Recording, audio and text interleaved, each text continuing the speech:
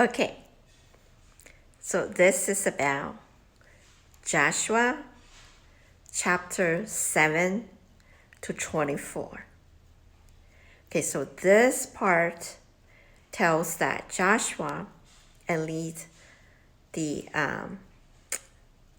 the nation of Israel goes from the first city they conquered to the all the promising land that got Jericho. That's the first city, right? And then they trying to overcome the city of Ai and all the other promising land that God gave them.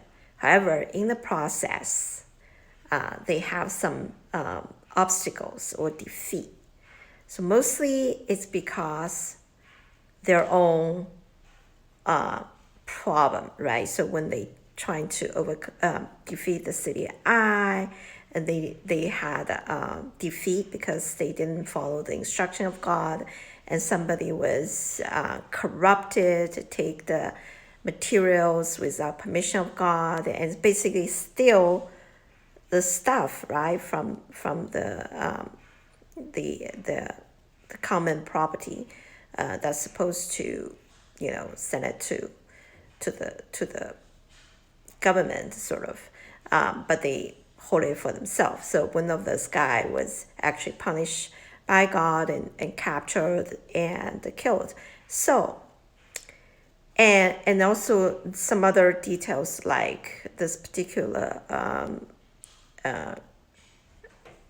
Gabelans, this particular group of people who are not trying to, they trying to be, overcome all the people. So they're trying to kill all the people in the Canaanites. But this particular one, Gibeton, they, deceptive. So they're trying to say, okay, we're from far away, so we could be your slave and just let us live. So they did. They didn't consult God. They just, the people of Israel just consult themselves, not the God. So they sort of not follow the, instructions of Moses, but they eat their punishment later by basically,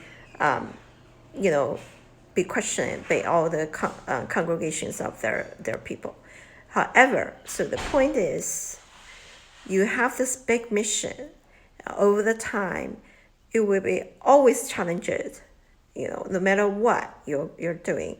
Always challenged by those small and big things that you're gonna try to use your own way, not God's way. So then you have trouble, right? So even later, every single groups had land, but they fight because of the small things, and that means human has a tendency to be sinful, and we are not trying to do God's way, but always trying to do our own way, and we are not gonna be successful. Okay, so I think you want to live a good, clean life and be achieved by what please God. You should always come back to this core value and try to check yourself and be reflective. So every day you spend honor God in many different, decisions and things you need to do every day. So it's very, very challenging, but it's very, very rewarding as a, any time in your life in stage, right?